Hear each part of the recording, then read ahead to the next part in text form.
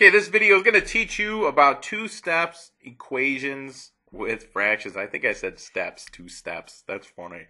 Two-step equations with fractions. What we're going to do is we're going to cover clearing the fraction, and we're also going to cover multiplying by reciprocal.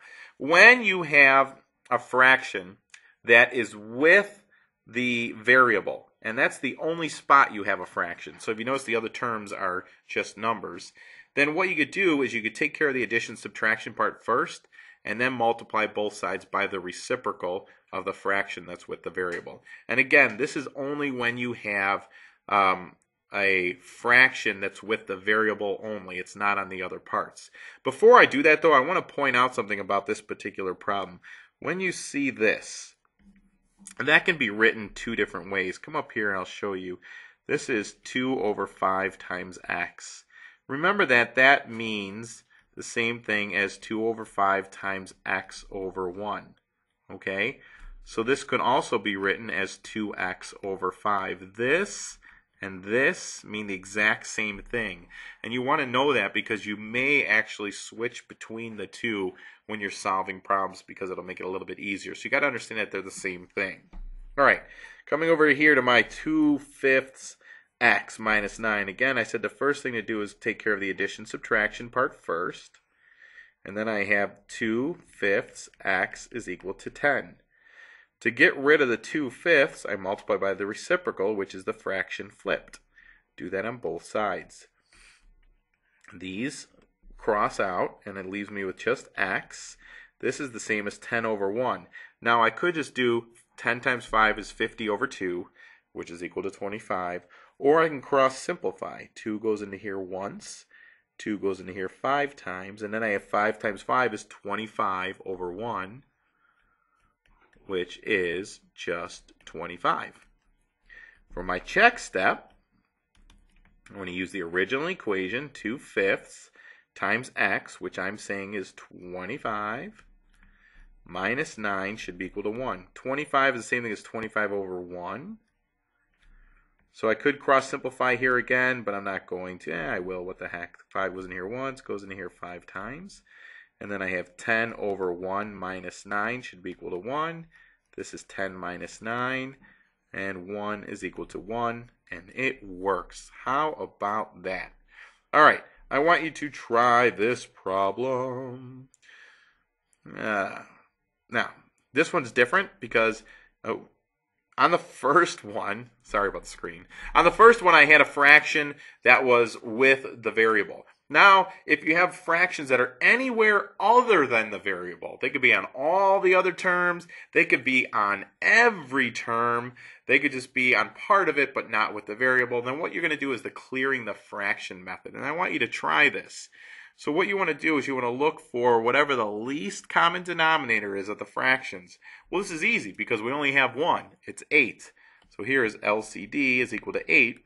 And you want to multiply each term by that. Why don't you try this one real quick, see if you can do it, okay? I want you to give it a shot.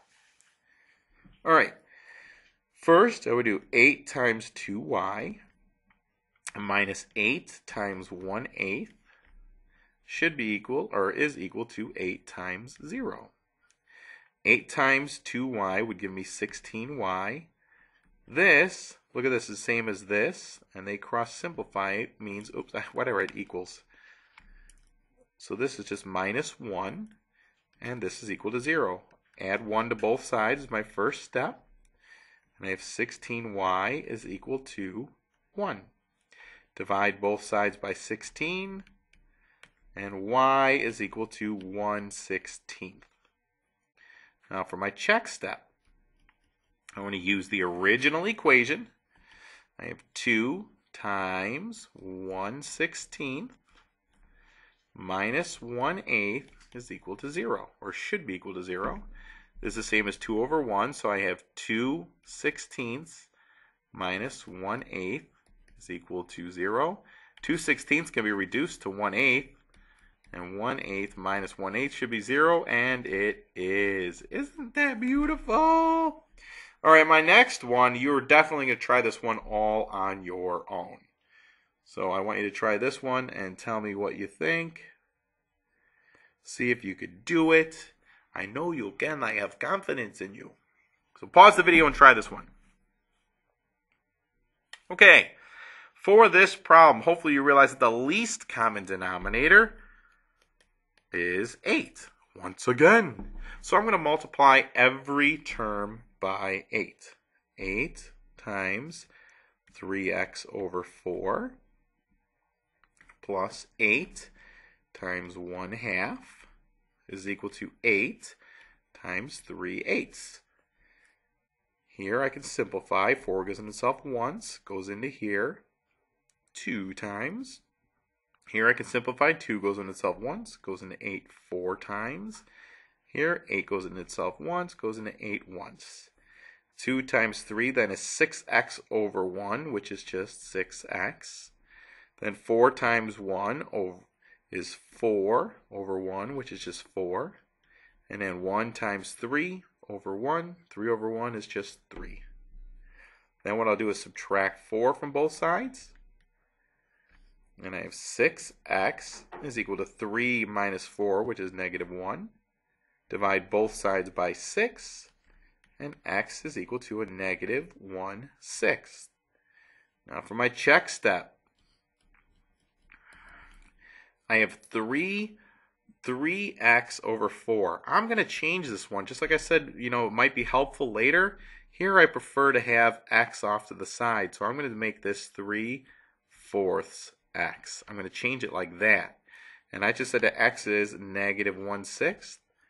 So I'm going to put that in here, negative 1/6. See how that looks much better? And then plus 1/2 equal to 3/8. Multiply first, so I have a negative 3.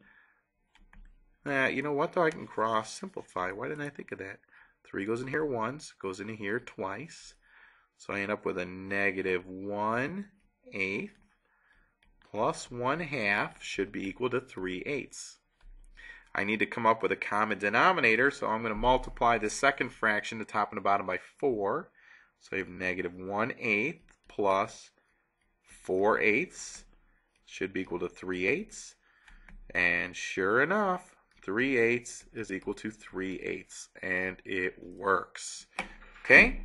That's all. It's a lot of work, I realize it, but it's really easy when you clear the fractions. So again, in summary, if you have the fraction with just the variable, then you solve, do the addition subtraction first, then multiply both sides by the reciprocal. If the fractions are anywhere else or on all the terms, then you clear the fractions. Okay? That is all. Bye.